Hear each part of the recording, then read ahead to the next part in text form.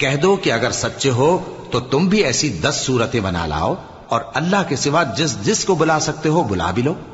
बस अगर वो तुम्हारी बात कबूल न करें तो जान लो कि ये कुरान अल्लाह के इल्म से उतरा है और ये कि उसके सिवा कोई माबूद नहीं। तो क्या तुम लोग इस्लाम लाते हो?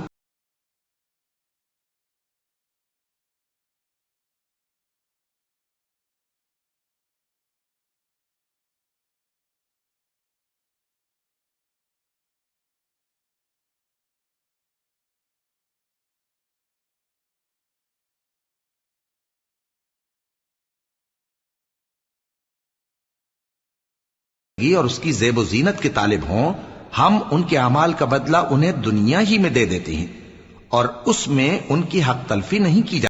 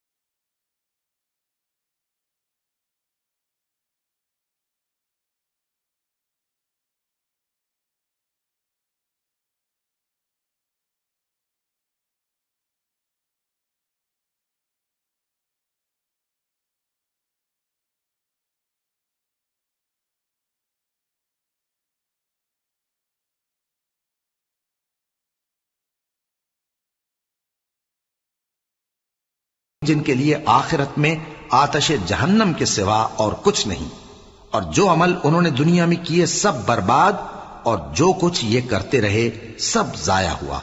भला जो लोग अपने परवरदिगार की तरफ से दलील रोशन रखते हों और उनके साथ एक आसमानी गवाह भी उसकी जानिब से हो और इससे पहले मूसा की किताब हो जो पेशवा और रहमत है, तो क्या वो कुरान पर ईमान नहीं लाएंगे? यही लोग तो इस पर ईमान लाते हैं और जो कोई और फिरकों में से इससे मुनकिर हो तो उसका ठिकाना आग है। तो तुम इस कुरान से शक में न होना, ये तुम्हारे परवरदिगार की तरफ से हक है, लेकिन अक्सर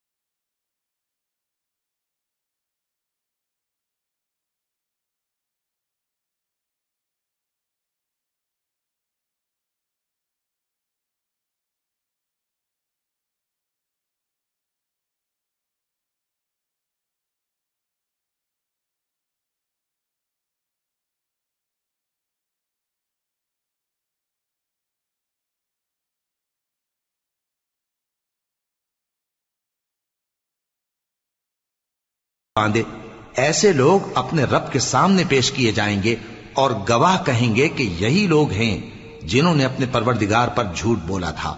सुन रखो कि जालिमों पर अल्लाह की लानत है, जो अल्लाह के रास्ते से रोकते और उसमें कजी चाहती हैं और वो आखिरत का भी इनकार करते हैं। ये लोग जमीन में कहीं छुपकर अल्लाह को हरा नहीं सकते और न अल्लाह के सिवा कोई इनका हिमायती है। ऐ पैगंबर, इनको दुगना अजाब दिया जाएगा क्योंकि ये शिद्दत कुफ्र से तुम्हारी बात नहीं सुन सकते थे और न तुमको देख सकते थे। यही हैं जिन्होंने अपने आप को खसारे में डाला और जो कुछ ये इफ्तिरा किया करते थे इनसे जाता रहा। बिलाशुबा ये लोग आखिरत में सबसे ज्यादा नुकसान पाने वाले हैं।